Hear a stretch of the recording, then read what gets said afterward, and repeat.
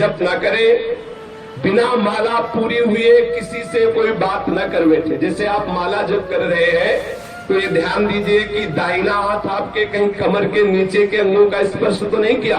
अगर किया है तो आप हाथ धोइए रज लगा के और पवित्र होकर फिर माला में हाथ डालिए।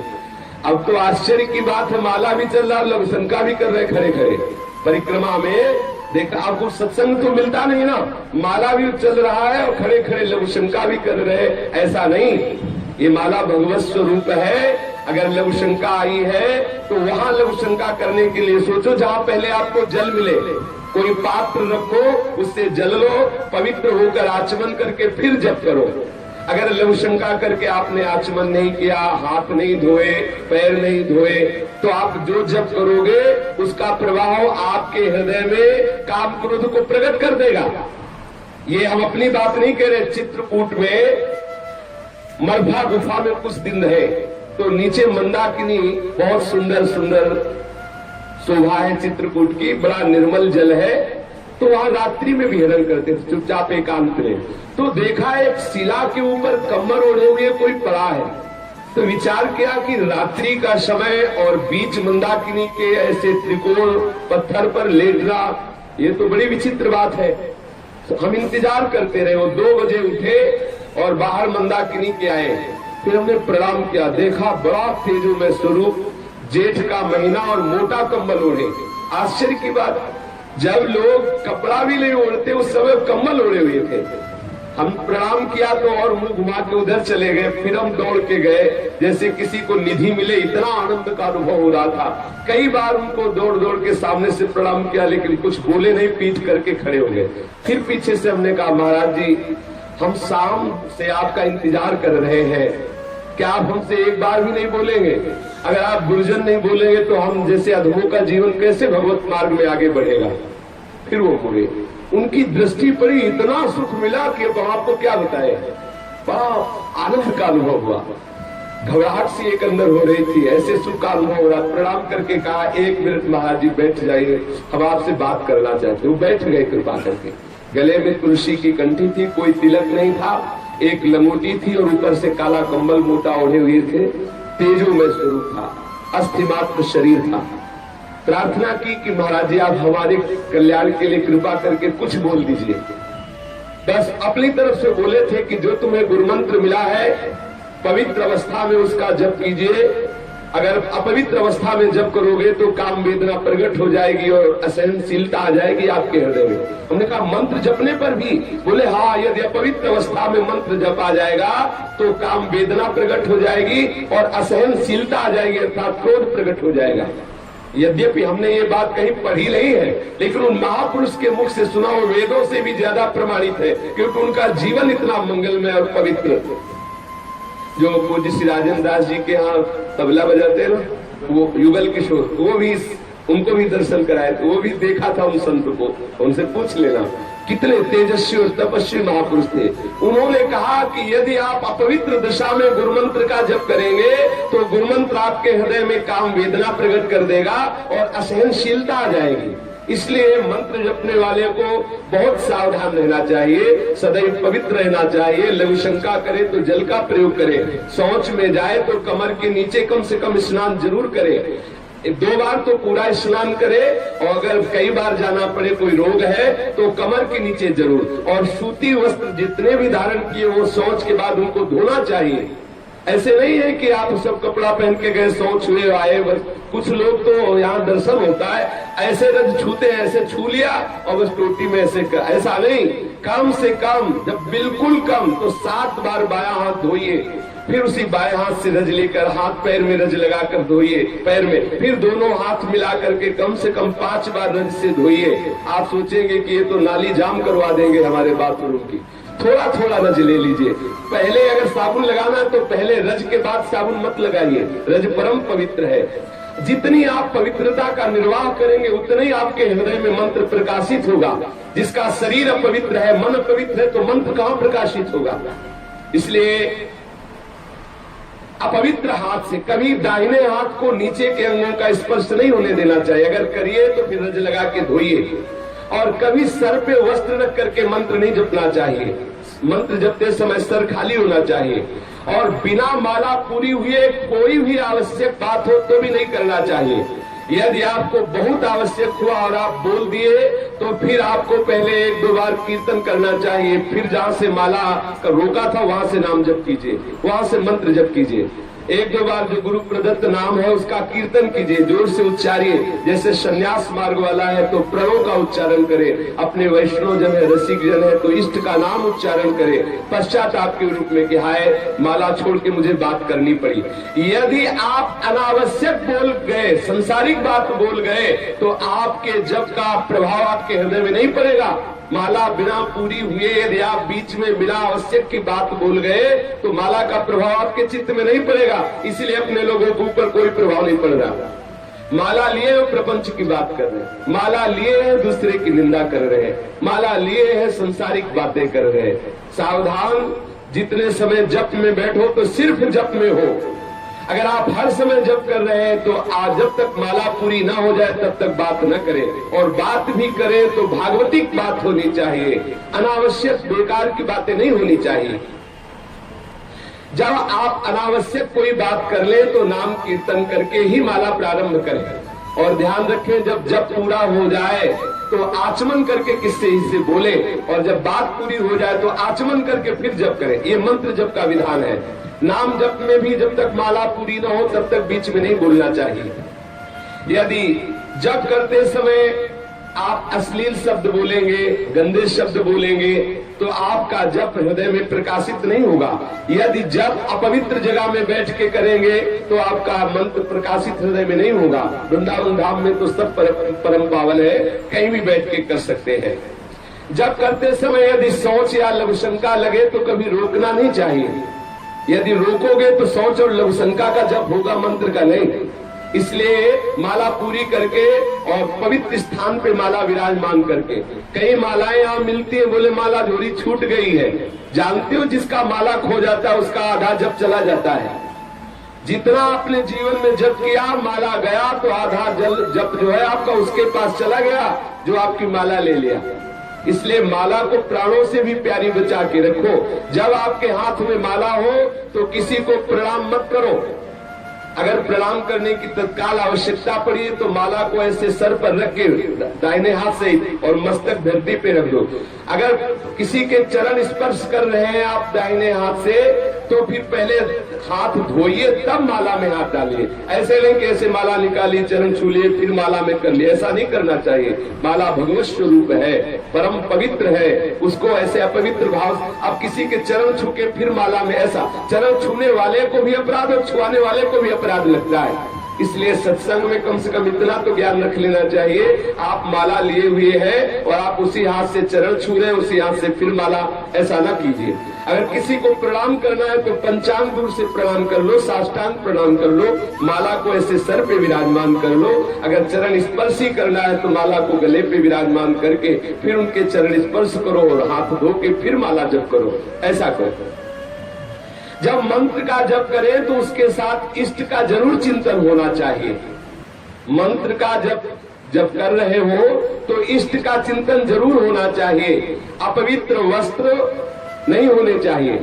जब मंत्र जप कर रहा हो गुरु मंत्र तो पवित्र अवस्था में करे। नाम तो अपवित्रा पवित्रो वा सर्वावस्थांग तो पिवा या स्मृत पुंडरीकाक्षम स्वाभ्यांतरा शुचि। नाम तो किसी भी अवस्था में आप जप सकते हैं, चाहे पवित्र हो चाहे पवित्र हो, नाम तो परम मंगलमय है। पर नाम के साथ भी ये नियम है कि बिना माला पूरी हुई आप नाम की और बीच में मत बोलिए। नाम के साथ ही ये नियम है कि नाम जपते हुए कोई अश्लील वचन, कोई गाली। पूज्य बाबा सिउड़िया बाबा जी महाराज कहते हैं जो नाम जप करते हैं माला से और फिर वो गाली देते हैं उनको कभी नाम सिद्ध नहीं होगा। नाम जप करने वाले अगर गाली बकेंगे तो कभी नाम जप सिद्ध नहीं होगा। नाम जप करने वाले गंदी बातें जिह्वा से बोलेंगे, कभी नाम जप सिद्ध नहीं होगा। नाम जप करने वाले मसाला खाएंगे, बीड़ी पिएंगे, सिगरेट पिएंगे, भांग खाएंगे, चिलम पिएंगे, कभी नाम सिद्ध नहीं होगा। ये सब व्यसन छोड़ करके नाम जप करते समय इधर उधर देखना, आसपास थूकना, व्यर्थ के कार्य करना। अब जैसे बैठे हैं पैर हिला रहे हैं, नाम माला चल रहा पैर हिला रहे हैं, हाँ, अगर नाम सुमिरन कर रहे हैं माला से नहीं भी तो तिनका तोड़ रहे हैं, नहीं तो धरती में ऐसे लिख रहे हैं, ऐसे कर रहे हैं। ये सब चंचलता पूर्वक जो क्रियाएं हैं, इनका एक एक अक्षर ध्यान करते हुए, जैसे अपने को राधा बोलना है तो राधा पूरा हमारे मानस पटल पर राधा नाम दिखाई दे रहा है और कान में सुनाई दे रहा है। फिर हम आगे की मन का है, जो तुलसी का आगे का गुड़िया, वो तभी हम करेंगे जब एक नाम सुन लेंगे और उसको देख लेंगे। तब भले संख्या में कम हो लेकिन ऐसा आपको लाभ मिलेगा।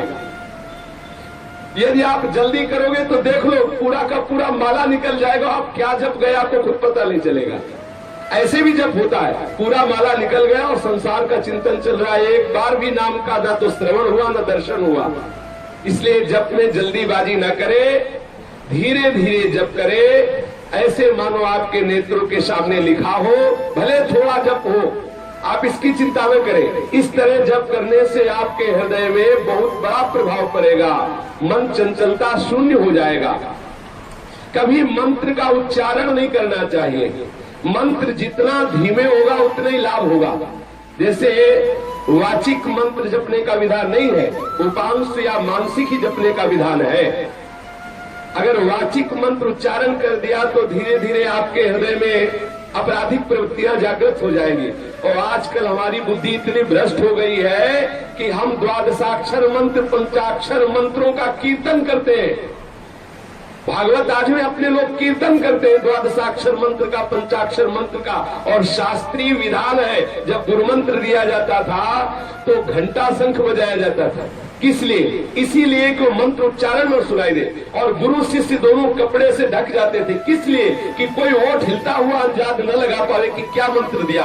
आज हम उन महागुप्त मंत्रों का कीर्तन करते हैं। गायत्री मंत्र, पंचाक्षर मंत्र, द्वादशाक्षर मंत्र।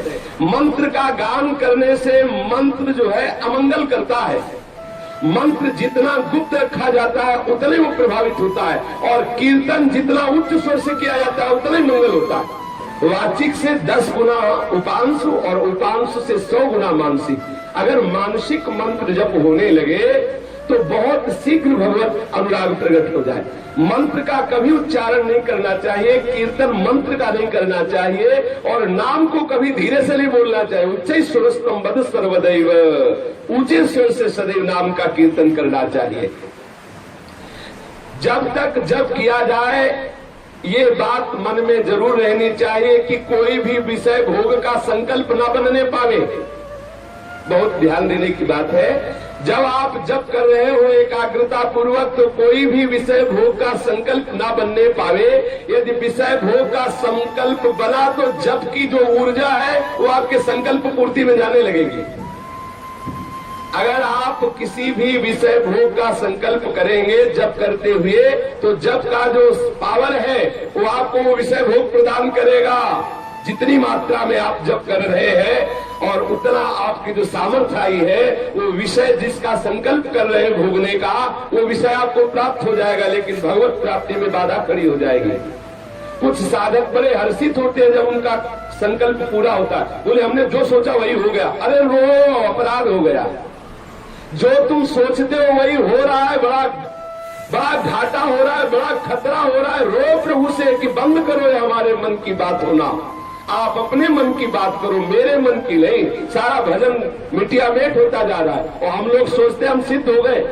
अपने लोगों को लगता है हम बड़ा लाभ प्राप्त करें। हम जो सोचते वही हो रहा है, घाटा हो रहा है।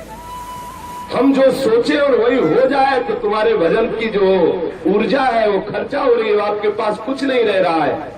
यदि आपका संकल्प सिद्ध होने लगे तो बहुत बड़ी हानि हो गई, बड़ा अमंगल हो गया। सदैव इस बात से बचना चाहिए कि भजन के समय कोई संकल्प ना बनने पावे। इसके लिए श्रीधाम वास करते हुए अधिकतर भूमि शयन का अभ्यास किया जाए। भूमि शयन का अभ्यास किया जाए, ज्यादा से ज्यादा ब्रह्मचर्य रहा जाए, अधिक समय तक मौन वृत्ति रहे, या संपूर्ण मौन या विचार मौन।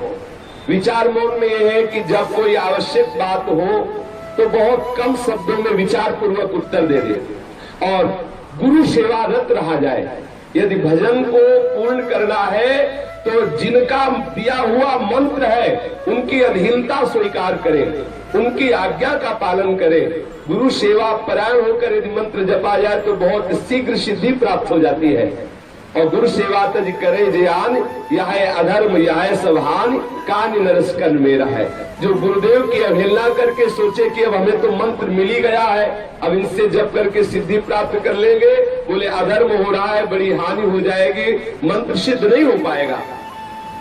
तो गुरुदेव की सेवा और 2 काल कम से कम स्नान, 2 बार स्नान, कोई भी पाप कर्म न बनने पावे सावधानी, नित्य ठाकुर सेवा और नित्य बैठकर परस्पर हरि चर्चा करना और नित्य अपने इष्ट की स्तुति करना और जो नियम निष्ठा दिया गया है जप का उसे पूर्ण रूप से निभाना। यदि ऐसा किया जाए तो मंत्र सिद्ध होने लगता है। और मंत्र सिद्ध होने पर भी यदि हमारे हृदय में तनिक भी संत निंदा का भाव आ गया तो सब बराबर हो जाएगा।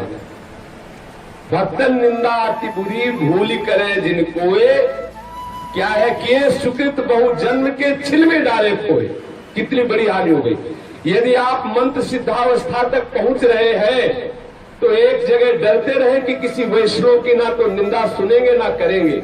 यदि वैष्णव निंदा हो गई आपसे तो बहुत जन्मों के किए हुए सुकृत उसी समय नष्ट हो गए, फिर आपको बहुत काल लगेगा उस स्थिति में पहुंचने के लिए। इसलिए सदैव वैष्णव निंदा से बचते हुए ना तो जप करने वाले को पराई स्त्री से संभाषण करना चाहिए, ना किसी पतित से कोई संबंध रखना चाहिए। जिसने अपने व्रत को छोड़ दिया हो, त्याग दिया हो, ऐसे का संग नहीं करना चाहिए। जो नास्तिक है, भगवत आराधन नहीं करता है, उसका कभी संभाषण या किसी भी तरह से संग नहीं करना चाहिए। अपने इष्ट और गुरु के उच्छिष्ट के सिवा किसी का उच्छिष्ट नहीं पाना चाहिए। कभी झूठ नहीं बोलना चाहिए, कभी कुटिलता पूर्वक बोलना, अपने हृदय में जो छुपा के बोलने की आदत है वो बोलना नहीं चाहिए।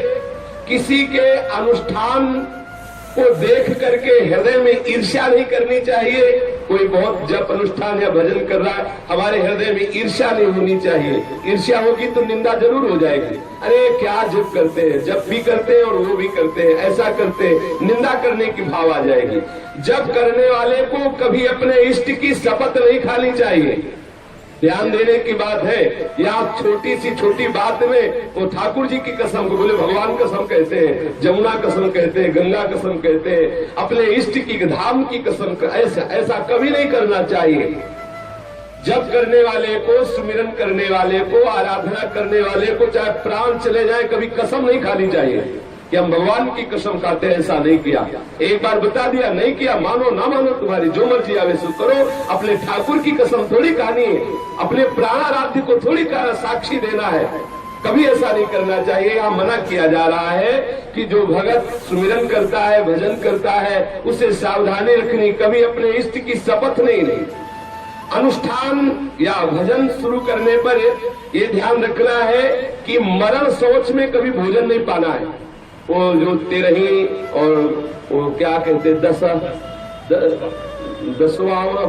जो शब्द कहता है, 10वें दिन को क्या कहते हैं इससे शास्त्रीय शब्दों में, दशा, हाँ ऐसा कुछ नहीं, हाँ ऐसे बोलते हैं। कपड़े लिखे तो शब्द नहीं आते हमारे। मरण सोच का अन्न नहीं पाना चाहिए, जरूर ध्यान रखना चाहिए। जब तक वो ब्राह्मण लोग ना पाले तब तक नहीं पाना चाहिए। अब गृहस्थ है तो अपने घर की बात अलग, ठाकुर को भोग लगा के पावे।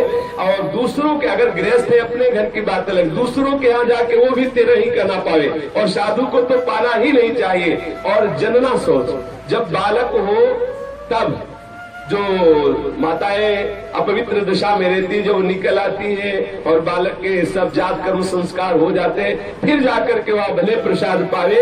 जनना और मरना सोच में उनके यहाँ भोजन नहीं करना चाहिए। जिनके यहाँ अपवित्रता हो गई है, सोकर बिना आसन के, चलते हुए झूठे मुंह या कुछ खाते हुए या बिना माला को ढके हुए कभी गुरुमंत्र का जप नहीं करना चाहिए। पवित्र अवस्था में अगर आप